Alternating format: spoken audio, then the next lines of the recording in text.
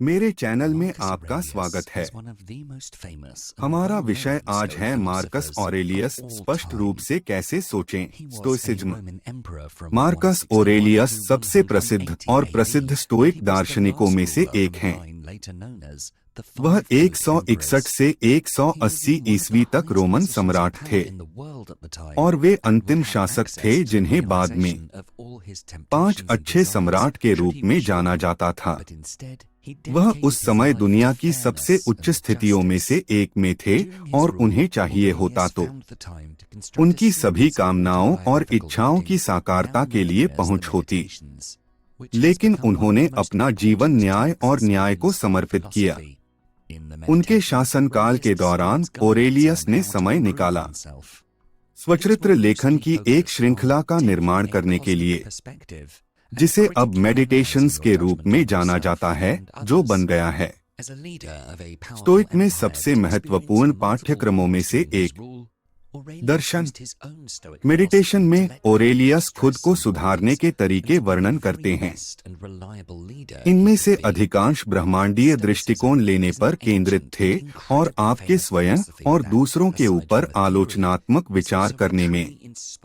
अपने शासनकाल के दौरान अनेक युद्धों का सामना करने वाले एक शक्तिशाली साम्राज्य के नेता के रूप में ऑरेलियस ने अपने स्टोइक दर्शन का उपयोग किया तनाव और चिंताओं को छोड़ने और सर्वश्रेष्ठ और भरोसेमंद होने के लिए।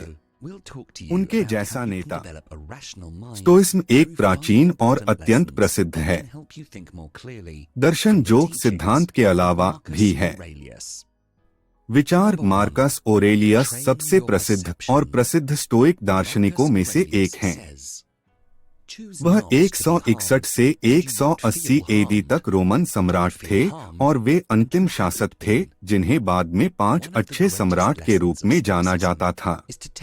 वह उस समय दुनिया की उच्चतम सत्ताओं में से एक में थे और उन्हें अपनी सभी कामनाओं और इच्छाओं की पूर्ति की पहुंच होती, लेकिन उन्होंने बजाय अपना जीवन न्याय और निष्पक्षता को समर्पित कर दिया।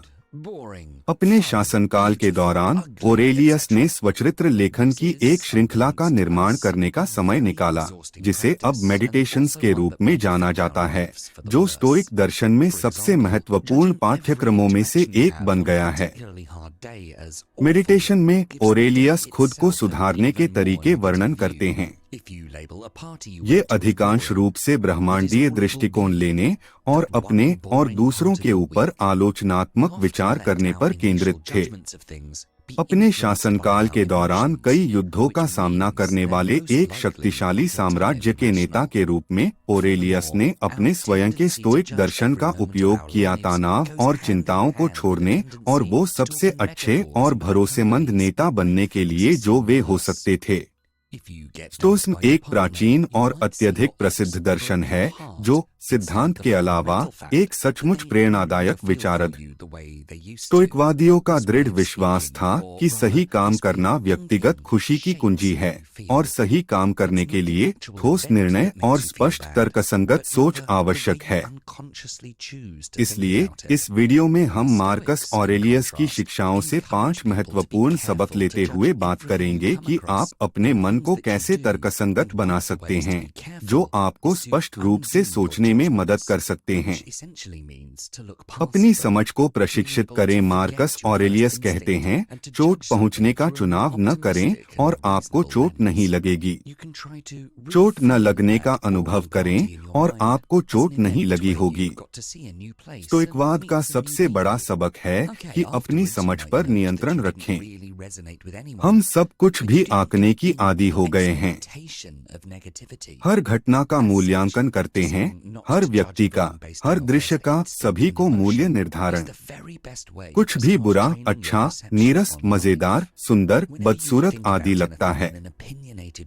यह एक बहुत थकाऊ प्रथा है और हमारे जीवन को बिगाड़ सकती है।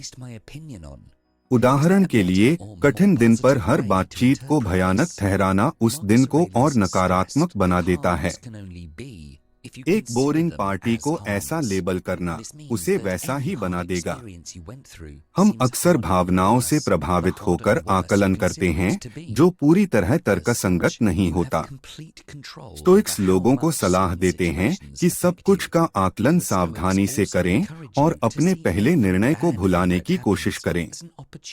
किसी बात को अधिक सकारात्मक और तर्कसंगत दृष्टिकोण से देखने की कोशिश करें। मार्कस ऑरेलियस ने कहा कि केवल आपके विचार से ही कोई चीज नुकसानदेह हो सकती है।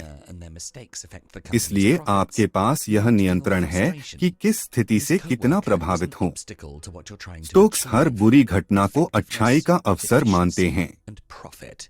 इसलिए सब कुछ का अतिरंजित आकलन न करके वस्तुनिष्ठ दृष्टिकोण अपनाएं तो जिंदगी सरल और स्पष्ट लगेगी। हर स्थिति का सकारात्मक और नकारात्मक दोनों तरह से अर्थ निकाला जा सकता है। जब आप अपने दृष्टिकोण को समायोजित करेंगे तो जीवन आसान लगेगा। मार्कस ऑरेलियस हमें सलाह देते हैं, अपनी भावनाओं को अपने मन की बात पर हावी न होने दें। कपटी न बने, स्वार्थी न बने, चिड़चिड़े न बने। भावनाओं से प्रेरित होकर काम करना तर्कसंगत ढंग से काम करने के विपरीत है। कुछ भी हमारे निर्णय को हमारी भावनाओं से ज्यादा धुंधला नहीं कर सकता।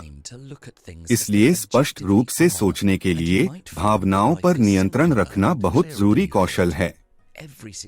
मार्कस ऑरेलियस के अनुसार विशेष रूप से क्रोध हमें अधिक नुकसान पहुंचाता है। भावनाओं को नियंत्रित करना उन्हें दबाना नहीं है।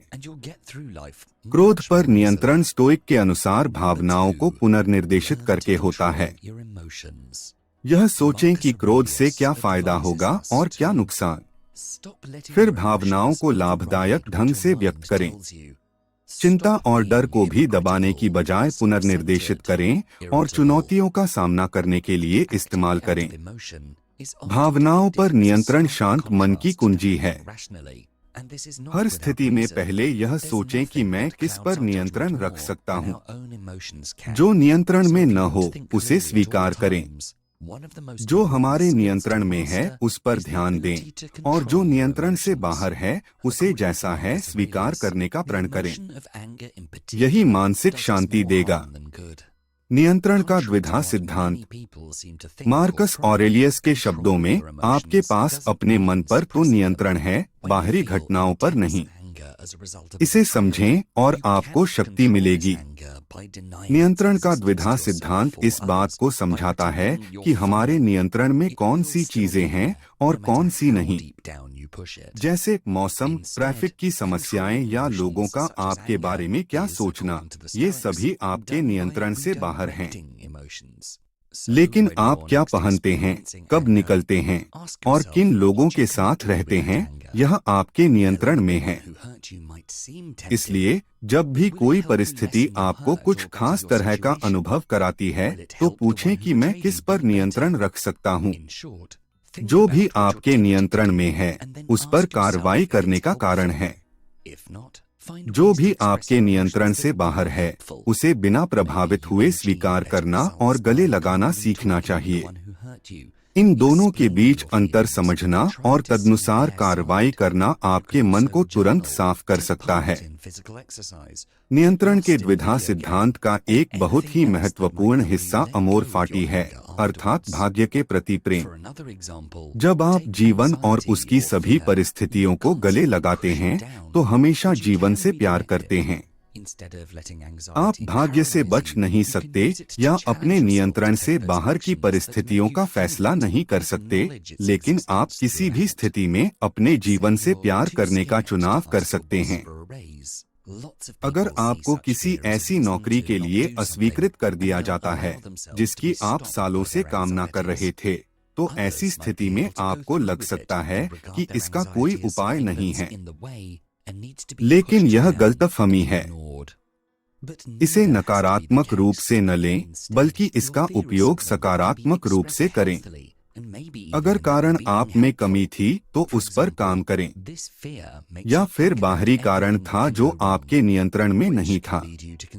भाग्य को स्वीकार करना और नियंत्रण में जो है उस पर ध्यान देना ही मानसिक शांति देगा। गुणों को ध्यान में रखें।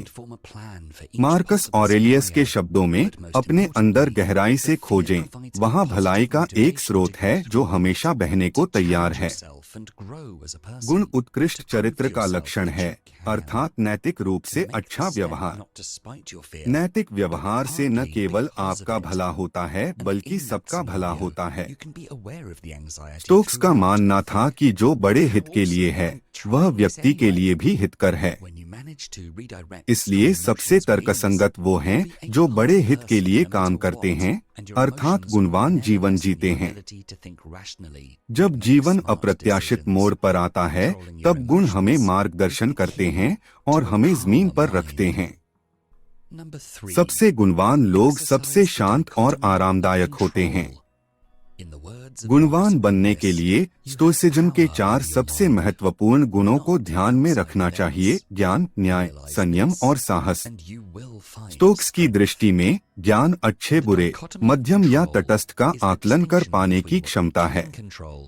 भावनाओं के बजाय नैतिक रूप से सही क्या है उस पर तर्कसंगत रूप से सोचना चाहिए। कठिन स्थिति में ज्ञान से दोनों विकल्पों पर विचार कर पाते हैं। फिर न्याय ज्ञान से प्राप्त होता है और स्वयं व दूसरों के प्रति सही व निष्पक्ष होना है। तीसरा गुण साहस है, अपने भय के बावजूद कार्रवाई करने की क्षमता। फिर संयम, अति व अल्प के बीच संतुलन बनाए रखना। संयम से दीर्घकालीन कल्याण सुनिश्चित होता है। गुणों के अनुसार जीवन जीने से मन शांत रहता है। हमेशा बड़ी तस्वीर देखें। मार्कस ऑरेलियस के अनुसार बड़ी तस्वीर देखना मन को साफ करने का महत्वपूर्ण हिस्सा है। जब हम पीछे हटकर संसार को देखते हैं तो हम अपने अनुभव की छोटी सी दुनिया को समझ पाते हैं। हमें अपने विचारों और पूर्वाग्रहों से दूर हटना चाहिए। दुनिया के कल्याण को ध्यान में रखते हुए निर्णय लेना चाहिए। जब हम जीवन के विकल्पों पर विचार करते हैं तो कई बार हम उन चीजों को भूल जाते हैं जो हमारे लिए उपलब्ध हैं। सब कुछ के बारे में सोचना और दूसरों के परिप्रेक्ष्य को समझना महत्वपूर्ण है।